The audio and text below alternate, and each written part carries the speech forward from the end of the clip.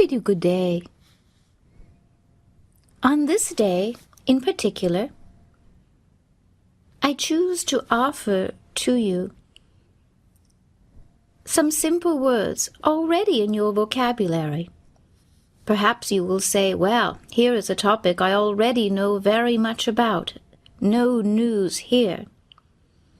But I wish to offer to you, in the same simplicity that the moment calls for, perhaps a deeper meaning to words that you would already recognize, so that perhaps you will use them slightly differently or think upon them slightly differently as they are presented to you.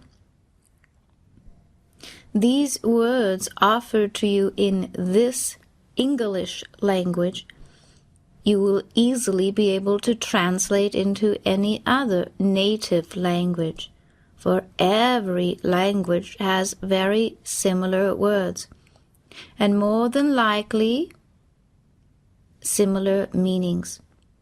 But here I offer them to you perhaps within a deeper context, another way so that they will become practical, but practical to the spirit. Practical because they are words that in some ways can be used magnetically or electrically. In other words, they are polarized words. They are powerful, not simply because of their intention, or even because they are known to your social graces. They are potent words, because they have the power to draw to you or near you, perhaps some of those things and thoughts that are near and dear to you already, perhaps some of those things that have been elusive in one way or another. Simple as they are, we will dance with them a little bit, allowing them to be our complete partner. Sometimes you will notice that I will lead.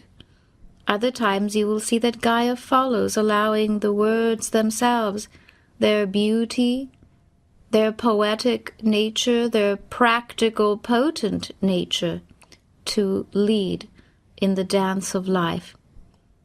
In this same way, I would offer to you that counsel, even from the beginning, that when it is important, you will lead. And other moments, you need only follow. Following the treasure that is already there, following the trail of breadcrumbs that has already set for you, following, in essence, your own nature, your own path, needing to do very little, and only there to reap the rewards. So, to begin with, it would be well to offer gratitude. Well, that is simple enough, isn't it? One believes that one is always in gratitude.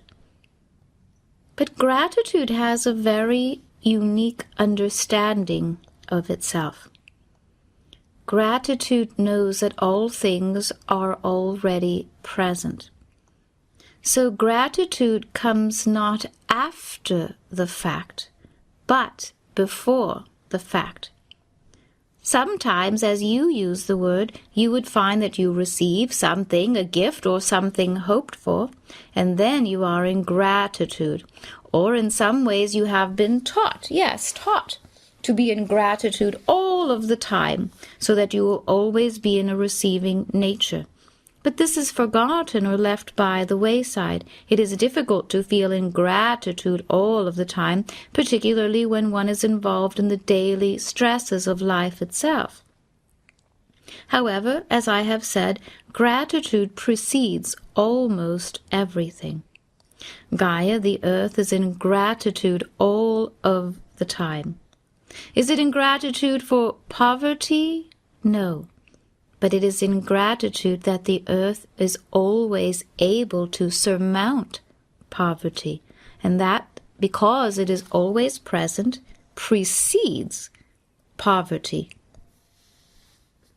So the earth is in gratitude for all of the resources. Does this mean that they are always plentiful? No.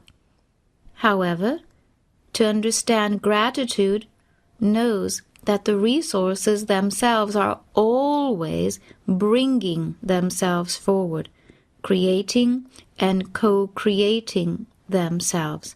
So Gaia, the earth, is always in gratitude, preceding the moment, leading, as I have said earlier.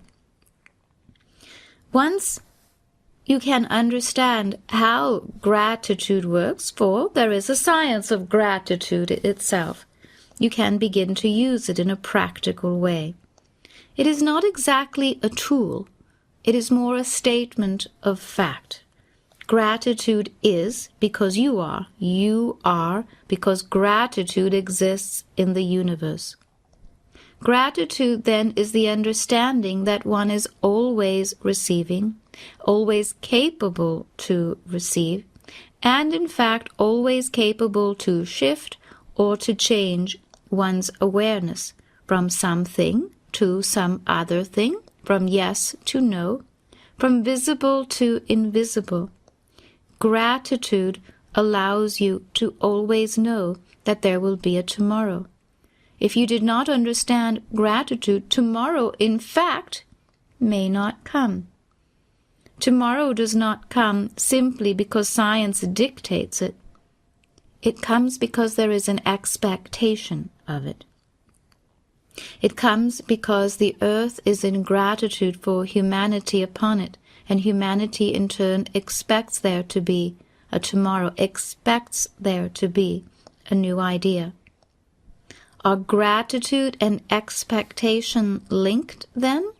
Well, in some small measure, yes. They are borrowed partners, if you like, or partners that have been pushed together and made to enjoy one another's company. Gratitude, then, is the ability to know.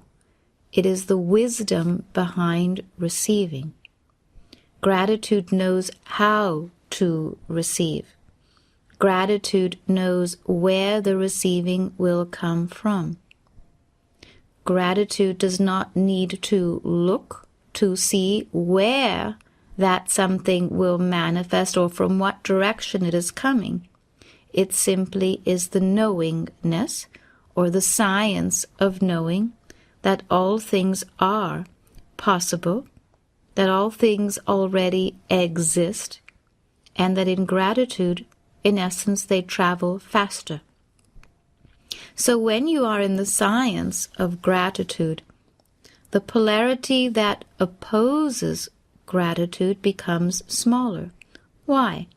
Because you are leading with gratitude, polarity therefore follows. Gratitude exists in the center between the two poles, if you like, between the haves and the have-nots. Therefore, gratitude draws from both polarities, from the positive and the negative, and receives them into a state of being that knows or expects that all things are possible, that all things will therefore be. Therefore, gratitude then is a magnetic word, a powerful, practical, magnetic word. It draws into the center of all things that which already exists, has always existed, and now becomes more than possible, in fact becomes present. So gratitude brings presence. Gratitude allows desire to exist at peace. Gratitude allows desire to use the science of manifestation to make, to create. Gratitude is a creator word. Desire then makes something happen, something come true or come into being, into noticeable being. Gratitude is a centered word. It allows fullness of being. It draws from the exquisite nature of the physical and the non-physical realms. It allows all things to be what they are, how they are, as they are, and at the same time it exerts, not energy in this case, but quality. Gratitude has the quality, then, of all those things that are drawn into the center of your awareness or the center of your being. Gratitude creates life, invites life, breathes life into desire, so that desire can then look into the nothingness, can look into the face of the void, into the face of the nothingness, and still put its hand out, ready to receive, because it is grateful. Grateful that is what is desired is already present, is already being received. Gratitude always exists in the present. Again, it is a word that both leads and follows. It is a word of science. It is a word of praise and prose. And where you can apply this to many of your ideas and projects, you will see that it is very useful. It is one of the natural words, meaning that it is native to all beings in all worlds. It is natural to this universe. It is natural to the earth. It is natural to all things that are made real or made manifest. It is natural to all those things that exist. The next word that we can examine with a slight different meaning is prayer. Well, prayer has been ascribed to several different religions, each one claiming in some way to have invented it, or each one claiming in some way to have a direct access route to God or the creator beings, or those who offer life itself. Prayer, then, is a form of communication, so it is a language.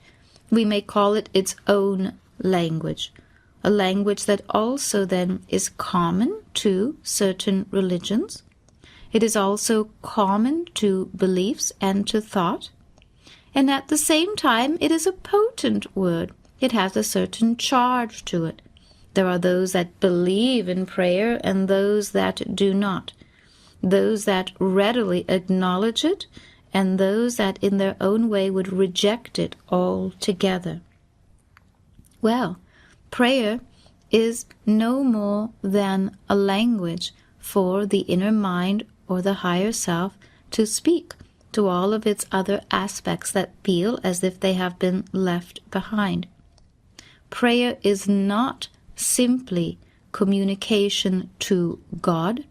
It is not simply a begging of the mind to relieve the stresses or the pressures or the dilemmas or the sufferings of humanity.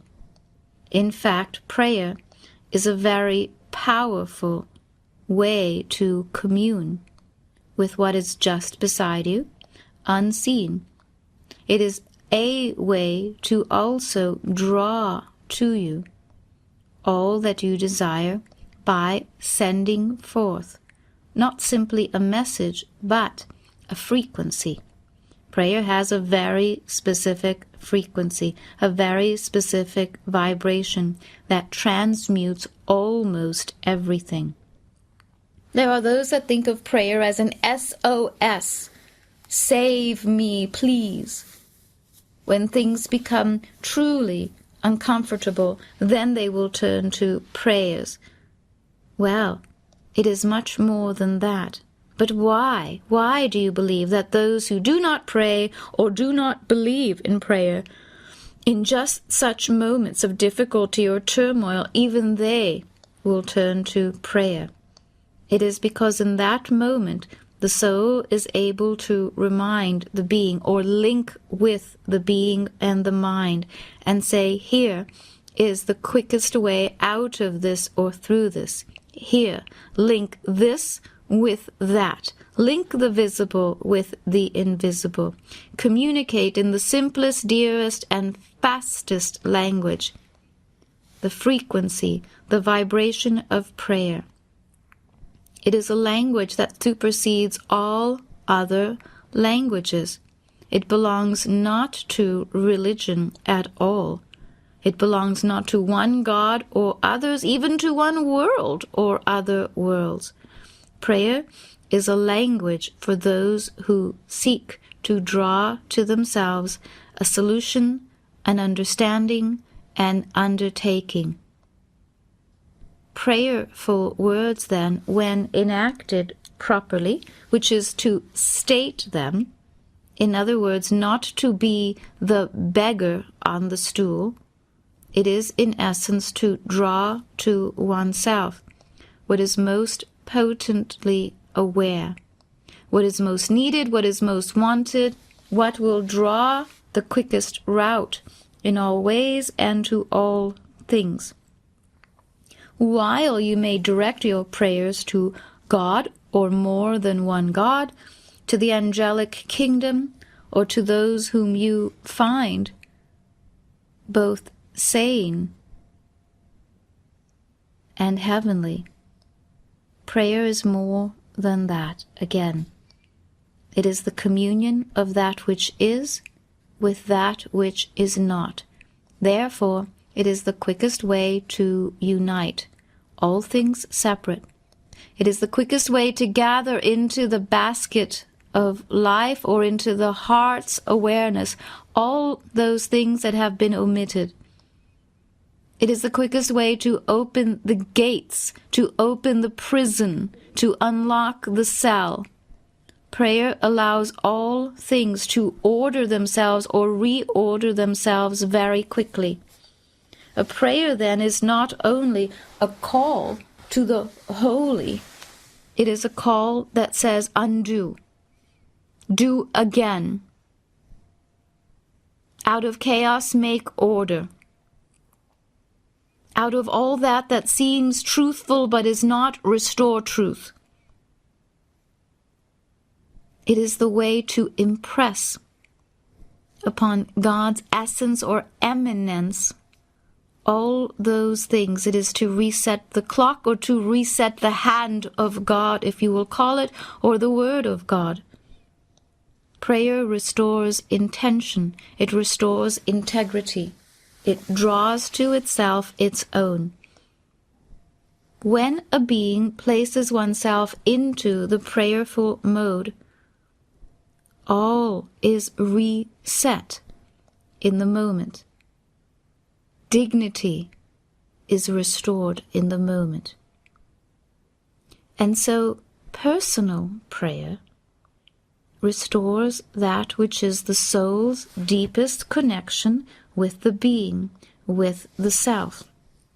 Now, of course, there are many different kinds of prayer, group prayers and collective prayers, but here we are concentrating upon the personal, upon the word, upon the self and the selfless. Certainly one can pray for another, or pray for a certain outcome, or to be relieved from a certain outcome. This too restores. It restores the clock. It reverses time in a sense, or better put, it reverses the sequences that time had already set into motion. It does not undo that which has already been done upon the physical. However, it does undo or reveal a greater truth, or undo that which has been hardened, or that which exists between physical and non-physical. It removes certain boundaries. It unlimits. It removes barriers between knowing and not knowing. And so it undoes beliefs, if you like. Prayer allows belief to remain with the past moment or the past self. prayer restores possibility. It restores the ability to trust, to see beyond, to discover. So there is a science, if you like, to prayer as well.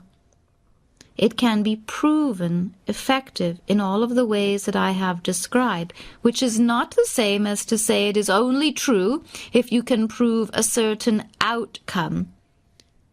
If you are praying for a certain outcome upon the physical, and that does not come about, that is not the same as understanding prayer or proving it correct or incorrect. That is simply a misuse or misunderstanding of the science of prayer. So prayer, there is a science, there is an art, and there is as well how to use it based upon ordinary beliefs or human history, or how it is offered based upon certain religions.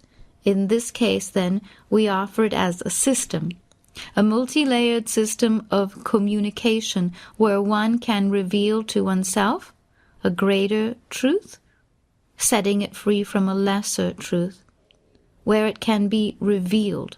Prayer reveals light. Prayer restores light to its original truth so it can become creative again. Prayer unlimits life. It makes life possible again. Life that is creative, not the same as the everyday experiential life. It would be appropriate also to visit meditation. When we speak of meditation, mostly Gaia will hear, "Oh, but I cannot meditate. No. My mind is a busy one. My mind is an active one. No, I have not been trained in that. It is an Eastern philosophy, isn't it? Oh, I understand that you must have a mantra. No, I have no mantra of my own. Yes, I have tried with a candle. Yes, I have tried with the breath, but still to no avail." And on and on. So that meditation often becomes that which is dismissed as an impossibility or relegated to those who have truly studied it or come from that certain tradition. But meditation in this context, in this powerful, practical context, is altogether different. To meditate is no more than to empty a room of its contents. Well, who hasn't done that, Who hasn't said, this room is too cluttered? Let's move a few of these items out of here and place them elsewhere. Or, I no longer have use of this. Let me find someone that would more honorably receive this gift or this token with my gratitude upon it as well. So meditation, then, in this context, is no more than to relieve oneself of certain items of clutter that are now taking up too much space. Where are they taking up too much space? Well, almost everywhere. So meditation, then, is simply an acknowledgement that there is something called the void, or the nothing, the nothingness, and that to that nothingness you can take those items that have overcluttered your thought, your rooms, your projects, your beliefs, your future references, or any other aspect of your life. To meditate, then, is no more than to unclutter or relieve yourself, or to create space. Yes, to create space. Space is something that can be created. Imagine that you have a room of a certain size. Well, it does not seem as if the room is going to get any bigger. So you cannot enlarge the room. You cannot push upon those walls to make them bigger. But perhaps with just a little bit of working knowledge, you can then create space in that same room. That is what meditation does. It creates space in your life. Space is not room. It is not density. Space is nothingness, and it is very abundant in the universe. When you create space between you and your problem, sometimes it feels as if you are creating distance, but you are not. What you are creating is emptiness. You are creating empty space between here and there, between a problem and a solution, between a troubling thought and a wholesome thought. It is not the same as to create separation. Space is a very whole unit. When you enter the space of meditation, you enter a unit of wholeness, wholesomeness, where nothing exists. Well, if nothing exists there, then your clutter does not exist. Then your problem does not exist. No thing exists there. Space and more space and void space and deep space and aware space and more versions of space and dimensions of space. And it does not matter how much space you conceive of or create, you will not clutter your environment, because units of wholeness do not create clutter. They are whole, they are complete, they are not partial, they are not particles, they are not searching for their other half or for anything else that is missing. Because they are already complete, they exist in perfect space, or if you like, in harmony or harmonic space. So meditation then is not simply a process by which you whisper or incant a certain mantra. It is no more than the space by which you remove the excess of life, excessive thoughts, excessive feelings that are redundant to your true nature. Excessive thoughts, be they mindful or mindless. Space allows them to become whole, to become complete. In this state, sometimes they will dissolve, sometimes they will simply complete themselves and present themselves to you in a more complete form or formlessness. They, in essence, will inform you of what is taking place. There is no doing in meditation, for after all, what would you do with space? It is nothingness, it is void space, so in fact there is nothing that you can do, even if you are a doing person. In that moment, then, of meditation, it is a mediation, if you like, also between here and there and nowhere, in the no thing or the no place. So when or as you meditate, you allow simply the mind to work for you. And if you require to be in practical doing in order to allow this process to be useful to you, then imagine that while a part of you is very comfortably relaxing upon a cloud of nothingness, weightlessness, perfect harmony, whole units of nothingness, your mind is working in your favor, emptying out cobwebs and corners and clutter from anywhere in your life.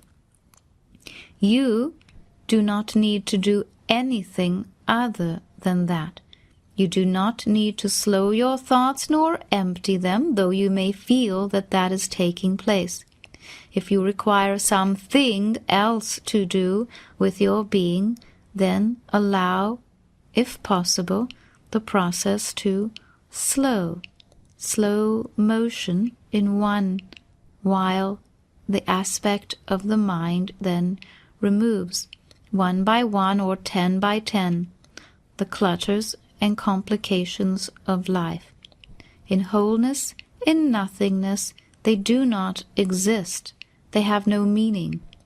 In the wholeness of space, something has no context.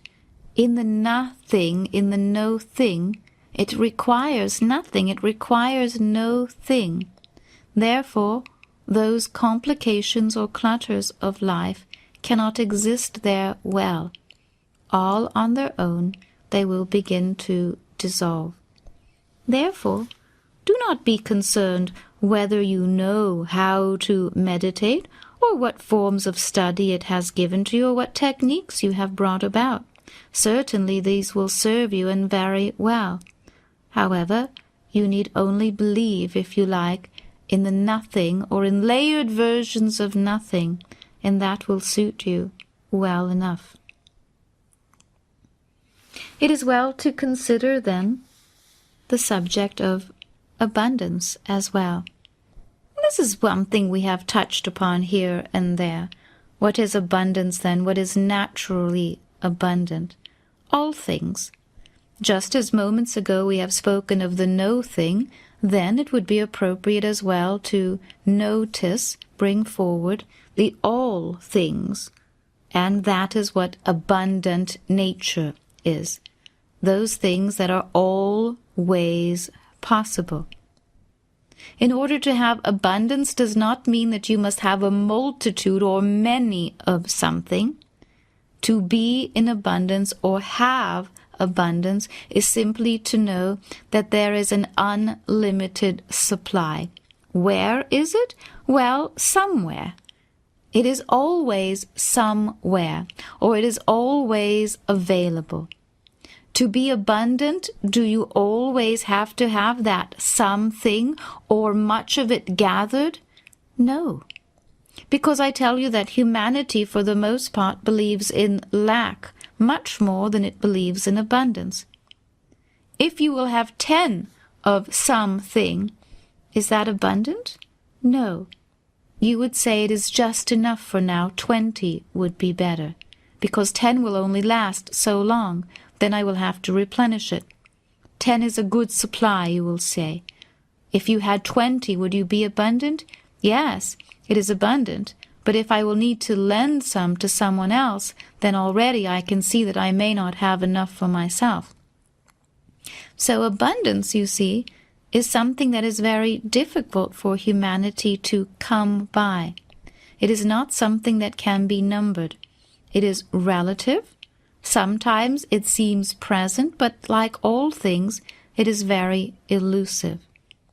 So abundance, in truth, is that which is always present, always available. It is part of nature. It is part of the natural realm or the natural kingdoms.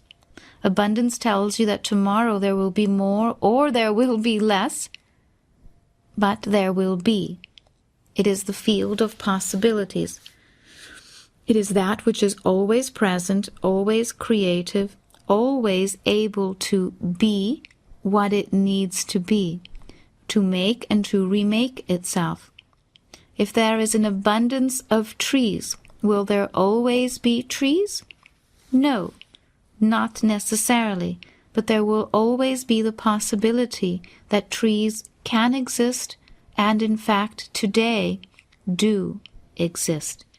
Is there an abundance of humanity upon the planet? Humanity is numbered, but an abundance of humanity comes when humanity believes that all things are possible. Therefore, humanity will always be possible, always able to regenerate itself, re-offer itself in a multitude of different ways. So is humanity abundant upon the earth? No, not necessarily. There are a great number of humans upon the earth, but humanity is not abundant in nature because for the most part it holds to lack more than to plenty. Once again, then, the theory and the science of abundance is to know that it is always possible, always near, always at the ready to make, to remake, to reinvent, to recreate, to bring itself forward in one form or another. It is the field of all possibilities to generate itself from the nothing to the something. So to be abundant in thought is to be creative and to be able to generate thoughts that create or bring forward quantity or quality or creativity. Abundance is not what is present, it is that which brings forward the desire again.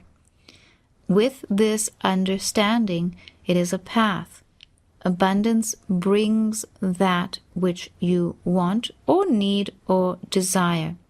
It is a path to something, not all that exists in the cupboard that is already present. Can your natural self be abundant? Yes. If you are naturally abundant, you will be much more prone, more able to bring forward those things that you want or desire, be it monies or those things that monies can bring. So does monies then come first and then you are abundant? Or does abundance come first and then you are able to generate monies? Perhaps you will see that it may be a little bit different than what you have imagined before. Remember, as I have said in the opening words, sometimes with these words they lead, sometimes they follow.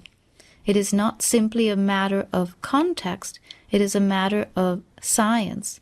It is a matter of how they are invoked. It is a matter if you are working with something or no thing, the all thing or the void, the particleized space, or the omnipotent all space, no space. So here you have an understanding, a pathway.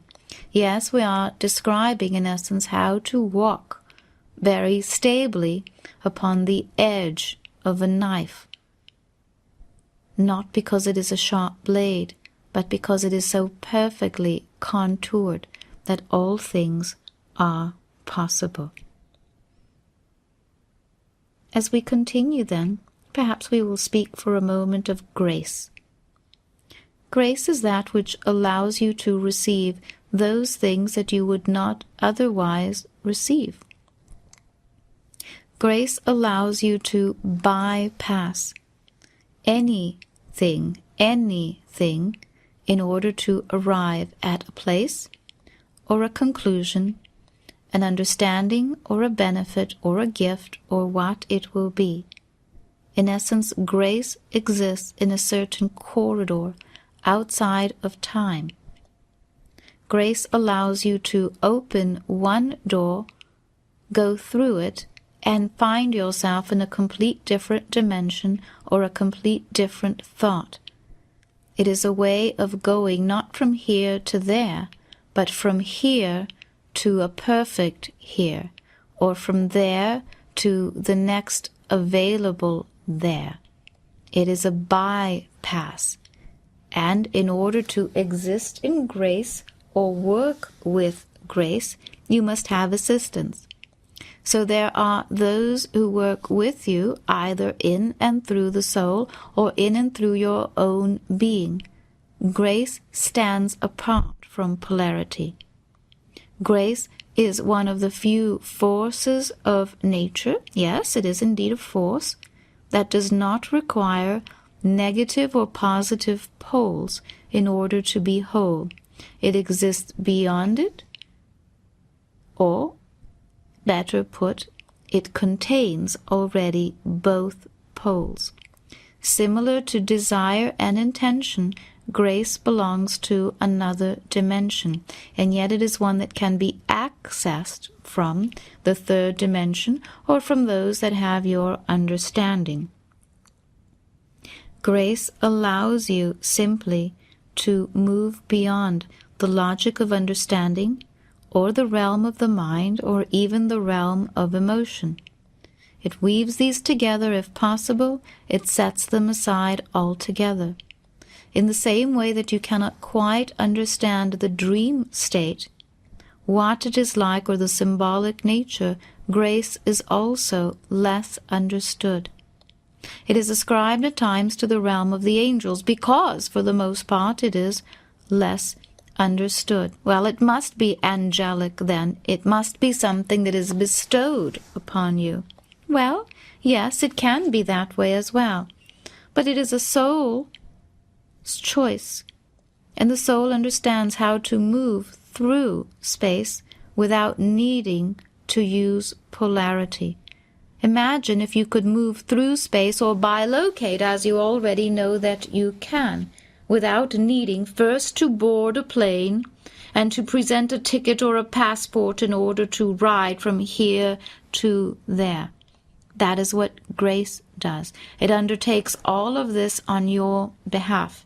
It arranges all of this for you by moving faster, if you like, by vibrating at a rate beyond that which you are ordinarily able to vibrate on your own. And so grace, when properly orchestrated, then moves your awareness quickly, very quickly, vibrationally, beyond here and there. Grace allows you to thread the eye of the needle or to have it done for you. It is that which lands you safely in the next version of yourself, with a greater understanding or a deeper truth, or having already moved beyond a certain situation without even knowing how you arrived there. Now, does this mean that it was done for you? No, not entirely. However, it will feel that way to you. It will seem that way to you. Grace accelerates you to the highest version of you that is possible, so that you move through space, or through the eye of the needle in this case, finding yourself there or somewhere else entirely, seemingly without your awareness at all. But it is you, after all, that became aware of your new understanding or your new place. From here to there, via nowhere. Not via a line or a vibration, not even a dimension that you could follow. Grace opens one door, moves through the next reality into the next door, and presents itself into nowhere and nothingness in a state of grace. Grace is a state. It is a vibrational state. You can call upon it, but you cannot do so with your logical mind. You can summon it, if you like. With your mindfulness, you can summon it. With your mind, you can only imagine it, or imagine that it exists, or imagine that it is possible. When you summon grace, you must also then be willing to accelerate yourself with or without your knowing. So grace is not to pardon yourself or excuse yourself from a certain understanding, or to absent yourself from a certain lesson or undertaking. Instead, it is a vibrational acceleration of the very laws of nature that move in between here and there. It is a mindful state, and yes, for the most part, there are accelerated, advanced aspects of you living just beyond the present moment, just beyond the linear, logical self, and this acceleration then makes grace possible. Again, in this context, it is a scientific term, and you begin to work with it from that reference. From here, we move on to the science of surrender. Well, that does not sound much like a science, does it? And yet I tell you that it is. To surrender something means to render it inert in this context. It does not mean to give it back. It does not mean to return it to the one that has sent it or given it. It simply means to render something inert, to return it to its original condition, to return it to its natural state. It is not the same as to give it back or have it taken it from you. When you surrender something, even if it is a thought, you allow it to be that which is, and in essence you begin to detach from it. Well, you may choose to say, well, Gaia, isn't that the same as just giving it back if you are becoming detached from it? After all, if something I do not wish to let go of is ripped from me, well, I may as well say I surrendered it. It sounds so much better to say it that way, doesn't it? Again, now we examine this from another perspective. To surrender a thought, an ambition, a desire, a fear, or even an object is simply to render its power inert. It allows it to return to its original state from where it can be made whole or made into something else. So to surrender something does not necessarily mean that you cannot have it or that you must give it back. In essence, you are returning it to its more potent, powerful, original state, so that if you do wish to have it, it will be restored in its own name, not in a lesser name, not as cause and effect from where it is already aging and decaying. So imagine that you surrender, for instance, a love, or a word, or a contract. Well, all you are doing then, in its truest sense, is rendering it inert, giving it permission to become whole, potent, to restore itself, to render itself whole, so that it can be of service to you, or to others, or to the earth, or to nature, in its highest and best use. Again, this applies to a thought or a thing equally. It can belong equally to matters of the heart or matters of the mind. It is the soul that orchestrates this after all. To surrender something is to yield it. It is to return it to itself. It is to remove ownership from it. It is not the same as to give it to someone else that will claim ownership. Again, that may very well be what is taking place upon the physical. Assume that you share a domesticated animal, a dog, with another, and yet the two owners can no longer be of one heart or one mind. One surrenders the animal, the pet, to the other. Is this surrender giving back, returning? On the physical plane, it may very well seem so. However, the energy or the truth of surrender restores not a binding contract between one and the other. It frees the moment. It makes the moment whole. See, humanity is seeking its freedom in this life. It seeks to understand the will or the willpower or divine will, divine love. And somehow it understands that surrender is part of this. But in this case, again, to surrender is to free something from its own obligations, from an obligation to self or to any other being or thing.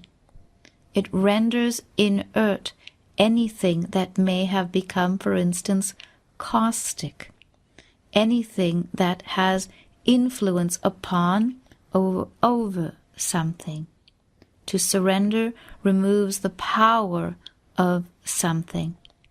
So when you say, I surrender that, I surrender this, it does not mean that you must let go of it altogether.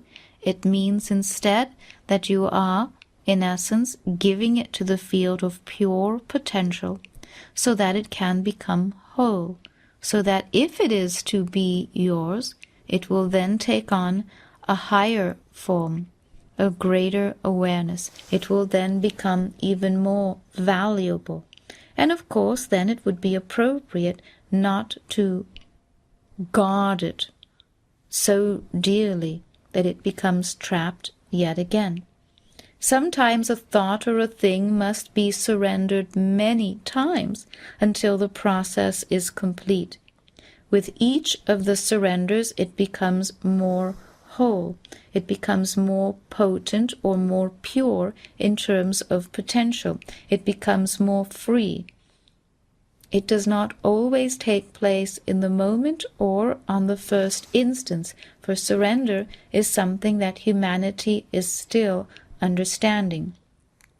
Humanity wars with itself, and to surrender something is to give up. To surrender is to lose something or lose hold over something. Once you understand how to use surrender practically, not as a tool, but as an understanding and an undertaking, you will see just how much of your life you can restore.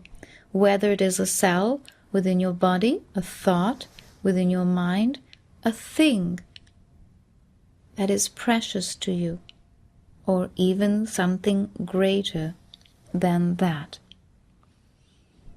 And while we are on the topic of surrender, in similar fashion, perhaps it would be appropriate to differentiate a bit between giving and offering. After all, what is the difference to give something or to offer something? How simple the difference between the two words, Well, from humanity's sake, most of the time that it gives something, it assumes that what it is giving is needed by the other that is receiving. If you are giving, someone is receiving. If you are giving water to a plant, it is receiving that water. Can you offer water to a plant without giving water to the plant? Yes. To offer it places it within the field. When you offer something, it places it near someone or something. It does not assume that it is needed. It does not assume that the thing or the thought or the word is needed. When you offer advice, is it the same as giving advice? No. When you offer advice, you place it near enough to someone or something that it may become interesting or useful. To offer is non-invasive, in other words. To give, even if the giving is a very sweet thing, even if it is very necessary, it is of an invasive nature. It is always more appropriate than to offer than to give. If you offer, does that mean that you cannot give? No. Sometimes the offering is so automatically received with glee, with gusto, that quickly it is also then given over. When you give, it makes something very physical. To give brings it into the manifest world. To offer allows it to remain in the subtle realms. To offer something allows choice. To give has already bypassed that choice and placed it in the polarity of giving and receiving or reciprocating or like that. Sometimes you may wonder, but I gave, and how little thankful they were. Why were they not in gratitude? Why did they not give thanks for all that I have done for them? Look at all that I have given. Well, it is so. Much was given. It was placed into the field of another. Imagine that. Imagine that you go around the homes of others, opening the doors and depositing those things that you believe they most need, that's most necessary. They need this. I'll give it to them. Energetically, that is what it is to give. To offer, on the other hand, leaves it at the doorstep and, as a matter of fact, barely there, lightly there, for on the doorstep even, it does not even exist in the physical realm. It is more of the slightest taste or nuance or scent of something to come. It is a fragrance of life, an offering of life itself. Does this mean that you cannot give to another what you know that they expect, or what you know that they would love to receive? No. Giving and receiving is quite natural. It is very human, as a matter of fact. But an offering, that is something that is beyond human. An offering is something that you present ever so lightly, with absolutely no expectation that someone or something needs it or wants it. You place it there lightly. Perfume, if the fragrance is carried just so, and it is received, so much the better. What if you offer something and no one or no thing wants it or wants to receive it? Does that mean that what you have offered is less than valuable or less than needed? No, for an offering does not come even close to that polarity. Perhaps you will notice that most of the words that we have been speaking of here are absent something. They are absent polarity for the most part. You will notice that they have much less of a positive or negative charge than other words. This is exactly what makes them potent, what makes them powerful, and what makes them practical.